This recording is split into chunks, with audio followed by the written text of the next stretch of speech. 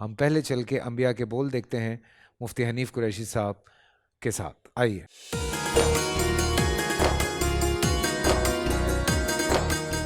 بسم اللہ والصلاۃ والسلام علی رسول اللہ. معزز ناظرین و سامعین، انبیاء کے بول، تذکرہ حضرت یوسف علیہ السلام.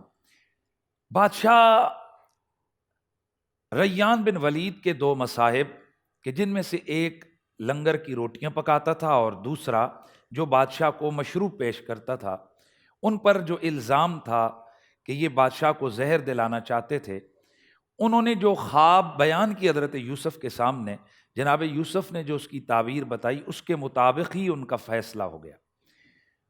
ایک کو سزائے موت سنا دی گئی، پھانسی پر لٹکانے کا حکم دے دیا گیا، اور دوسرے کو اپنے پچھلے عہدے پر بحال کر دیا گیا. تو جس وقت وہ جانے لگا، جسے آزاد کیا جا رہا تھا، حضرت یوسف علیہ السلام نے اسے جاتے ہوئے فرمایا کہ بادشاہ کے سامنے میرا ذکر کرنا، میرا تذکرہ کرنا.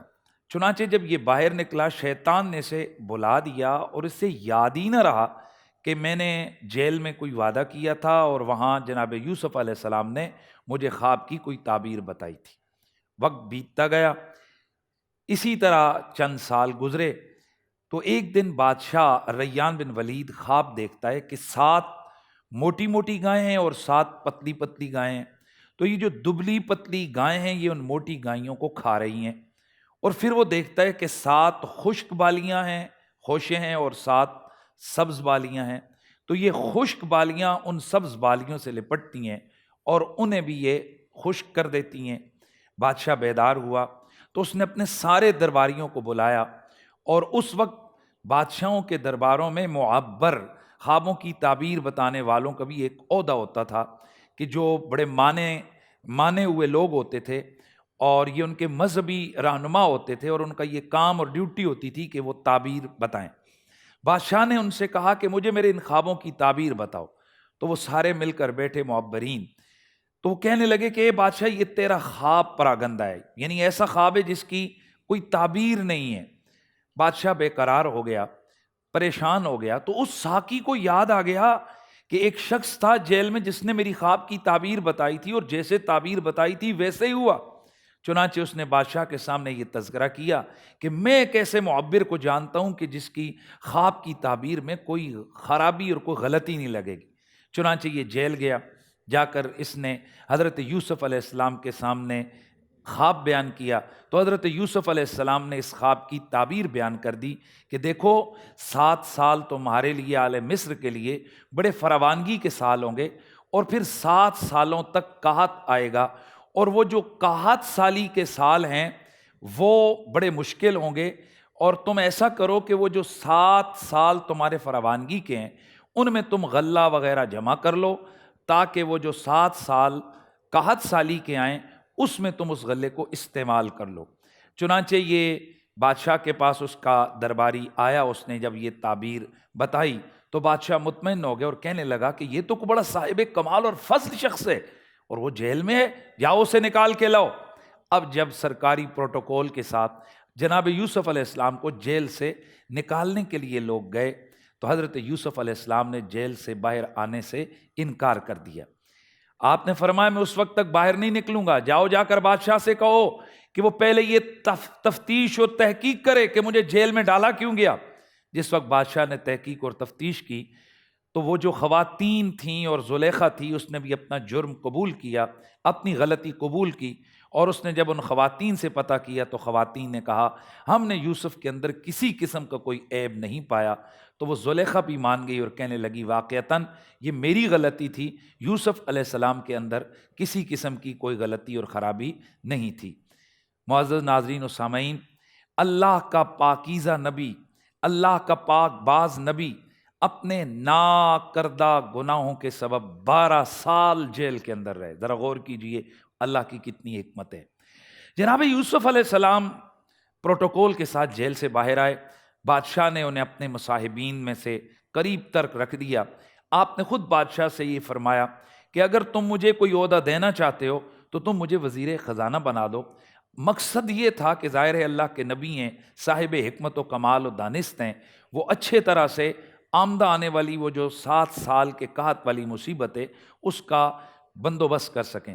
چنانچہ آپ وزیر خزانہ بنا دیے گئے، تو آپ نے بڑے بڑے سٹورز تعمیر کیے کہ جن کے اندر وہ گندم وغیرہ خوشوں سمیت سٹور کی جانے لگی۔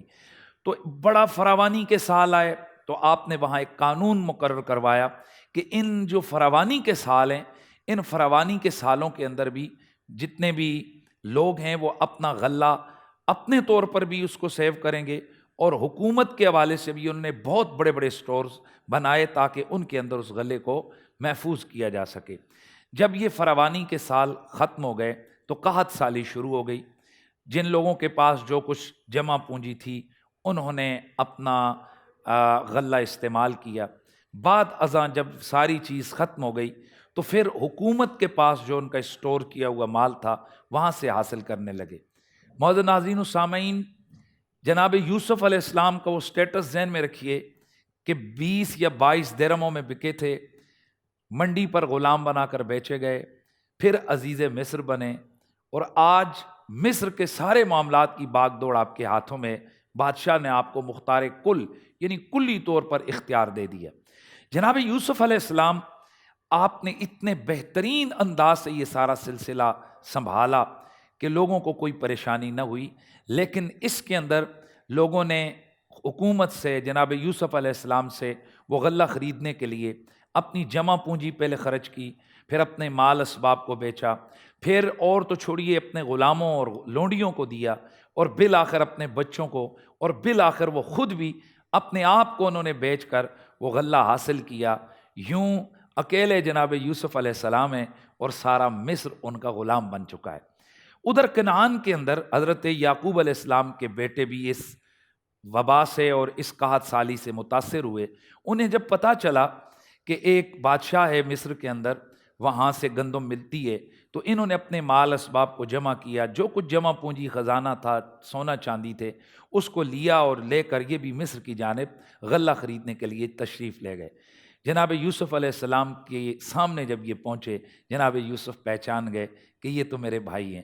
ان کی قسم پرسی کی حالت کو دیکھ کر حضرت یوسف علیہ السلام کا دل بہر آیا، لیکن آپ نے صبر کیا اور اس راز کو راز ہی رہنے دیا۔ آپ نے ان سے سارے احوال دریافت کیے، والد گرامی کے حوالے سے باتوں باتوں میں پوچھا، پھر اپنے چھوٹے بھائی حضرت بنیامین کے حوالے سے بھی باتوں باتوں میں پوچھ لیا، تو بتایا گیا کہ ہم سارے بھائی آ گئے ہیں، وہ جو بنیامین ہیں انہیں یعقوب علیہ السلام نے آنے نہیں دیا اور وہ انہی کی خدمت وغیرہ کرتے ہیں۔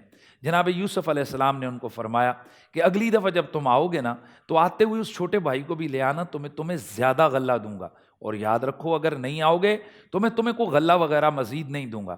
یہ بھائی جب واپس آئے تو حضرت یوسف علیہ السلام نے اپنے ماتحتوں کو حکم دیا کہ جاتے ہوئے وہ جمع پونجی، وہ سارا مال وغیرہ، وہ بھی ان کے غلوں کے تھیلوں کے اندر واپس کر دینا۔ چنانچہ جب یہ واپس آئے، انہوں نے ان غلوں کو جب ان تھیلوں کو کھولا تو وہاں سے انہیں وہ سارا اپنا مال بھی مل گیا، وہ سونا چاندی بھی مل گئی۔ تو حضرت یعقوب علیہ السلام نے جب حالات پوچھے تو انہوں نے بتایا کہ بادشاہ نے ہمیں یوں یوں کہا ہے، ہم سے یہ مطالبہ کیا ہے کہ ہم اپنے چھوٹے بھائی کو لے کر آئیں، وگرنہ ہمیں غلہ نہیں ملے گا۔ حضرت یعقوب علیہ السلام نے پہلے انکار فرمایا کہ تم کہیں یوسف والا حال میرے بنیامین کا نہ کرو، لیکن جب انہوں نے قسم کھائی کہ بابا جان ہم قسم کھاتے ہیں کہ ہم بنیامین کو بہر صورت واپس لے کر آئیں گے۔ چنانچہ یہ اگلی دفعہ جب گئے تو ان کے ساتھ یوسف علیہ السلام کے چھوٹے سگے بھائی جو ان کی والدہ کے بھی بیٹے تھے، یہ ان کے ساتھ جب یہ گئے حضرت سیدنا یوسف علیہ السلام کی خدمت اطہر میں پہنچے تو جاتے ہوئے حضرت یعقوب علیہ السلام نے انہیں ایک نصیحت کی تھی کہ اے میرے بیٹو، تم ایک دروازے سے داخل مصر میں نہیں ہونا ہے۔ چنانچہ یہ تدبیر تھی اللہ کے نبی کی طرف سے کہ تاکہ یہ لوگ نظر بد سے بچیں، کیونکہ 11 بھائی خوبصورت ان کے چہرے تھے، تو کہیں ایسا نہ ہو کہ انہیں نظر لگے۔ اور یاد رکھیے یہ نظر برحق ہوتی ہے، نبی علیہ السلام کی حدیث بھی ہے کہ یہ حسین و معجبین لوگوں کو قبر کے دانے پر پہنچا دیتی ہے۔ تو اس حوالے سے تدبیر کی، اور کسی بھی بیماری کے مقابلے میں، کسی بھی وبا کے مقابلے میں تدبیر کرنا یہ خلاف شریعت نہیں ہے۔ حضرت یوسف علیہ السلام کے بھائی جب وہاں پر پہنچے، جناب یوسف علیہ السلام نے ان کی دعوت کی، ان کو کھانے پر بٹھایا، اور ہر بھائی کے سامنے اس طرح سے دسترخوان سجایا کہ دو دو ہو کر کھانا کھانے لگے. باقی بھائیوں نے دو دو نے ہو کر کھانا شروع کیا. حضرت بنیامین اکیلے بیٹھ گئے. حضرت یوسف قریب آئے اور آپ نے فرمایا چل تیرے ساتھ کوئی نہیں تو میں تیرے ساتھ بیٹھ کر کھانا کھا لیتا ہوں. پھر رات کو سونے کا معاملہ آیا تو ہر بھائی کو ایک ایک دو دو بھائیوں کو ایک ایک کمرہ ملا اور جناب بنیامین وہاں بھی اکیلے رہ گئے. جناب یوسف علیہ السلام رات کو جب ان کے پاس گئے تو انہیں اس راز سے پردہ اٹھانا پڑا اور خوب دونوں بھائی آپس میں ملے. اور یوں حضرت یوسف علیہ السلام نے اپنے بھائی حضرت بنیامین کو بتا دیا کہ میں تمہارا وہ بھائی ہوں کہ جس کے فراق میں میرے اور تمہارے بابا حضرت یعقوب اتنا روئے ہیں کہ رو رو کر ان کی آنکھوں کی بینائی بھی جا چکی ہے. معزز ناظرین، حضرت یوسف اور حضرت بنیامین ساری رات بات چیت ہوتی رہی. اگلا دن آیا جب بھائی واپس جانے لگے تو قرآن مجید میں اللہ تعالیٰ فرماتا ہے کہ ہم نے یوسف کو ایک تدبیر سکھائی. حضرت یوسف علیہ السلام نے ایک تدبیر یہ کی کہ اپنے بھائی حضرت بنیامین کو اپنے پاس روک لیں کہ آپ نے فرمایا اپنے ماتحتوں کو کہ وہ جو پانی پلانے والا سونے کا پیالہ تھا آپ نے فرمایا کہ یہ بھائی بنیامین کے سامان کے اندر رکھ دو. جب یہ بھائی اپنا سامان اٹھا کر واپس کنعان کی طرف آنے لگے تو پیچھے سے آواز دی سرکاری کارندوں نے کہ اے قافلے والو رک جاؤ، تم نے بادشاہ کا پیالہ، تم نے سونے کا پیالہ چورایا ہے. یہ کہنے لگے بھائی ہم نبی کی اولاد ہیں، ہم کیسے یہ چورا سکتے ہیں؟ نے کہا نہیں نہیں، تلاشی دینی ہوگی. جس وقت روک کر انہوں نے سامان کی تلاشی لی تو وہ پیالہ جو تھا وہ حضرت یوسف کے بھائی جناب بنیامین کے اس سامان سے برآمد ہوا. وہ دیکھ کر حیران رہ گئے. حضرت بنیامین تو چونکہ اس راز سے واقف تھے، آپ خاموش ہو گئے. جناب یوسف نے ان سے پوچھا بتاؤ اگر کسی سے چوری برآمد ہو جائے، چوری کا مال، تو پھر اس کی سزا کیا ہے؟ وہ کہنے لگے کہ وہ جس کا مال چرائے گا اسی کا غلام بنا لیا جائے گا، اسی کے پاس رہے گا. تو آپ نے فرمایا جاؤ پھر تم اس بھائی کو میرے پاس چھوڑ جاؤ اور جاؤ جا کر اپنے والد سے کہہ دینا کہ تمہارے بھائی نے چوری کی ہے، اور اس سزا میں وہ بادشاہ کے پاس رک گیا. بات ہماری یہاں تک ہے، کوشش کریں گے کل اس واقعے کو کمپلیٹ کریں. اپنا خیال رکھیے گا. السلام علیکم ورحمۃ اللہ تعالی وبرکاتہ.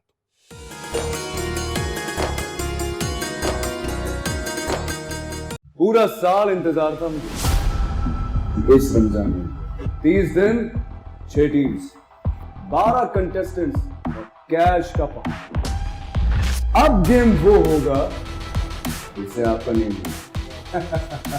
جس نے جو کرنا تھا کر لیا. لاکھوں عوام کو دینے کا ذمہ ہم نے حصہ. شور گونجے گا ہر گلی نکڑ اور دکان. رمضان لیگ بنے گی آپ کی پہچان. نعرہ لگے گا تو پارا چڑھے گا. گیم شو ایسے چلے گا. رمضان لیگ روزانہ شام 7 بجے صرف بول انٹرٹینمنٹ پر. بول انٹرٹینمنٹ کے شوز دیکھنے کے لیے ہمارے چینل کو سبسکرائب کریں اور بیل آئیکن پر کلک کرنا نہ بھولیں.